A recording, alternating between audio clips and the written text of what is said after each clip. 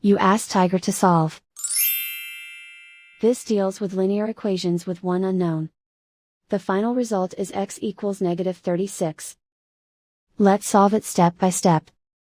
Move the negative sign from the denominator to the numerator. Swap sides. Isolate the x. Multiply both sides by 3. Group like terms.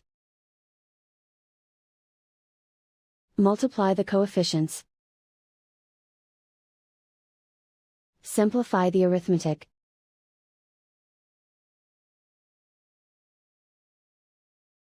Convert the x into a positive number.